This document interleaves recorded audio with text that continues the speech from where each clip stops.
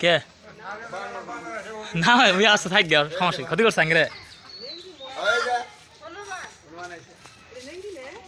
হ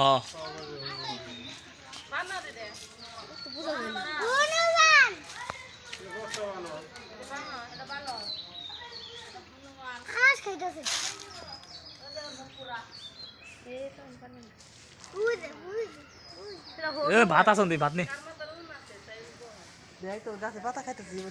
পাতা না সিম খাইতে ভাতটা নি ভাত খাবো না ভাত খাবো না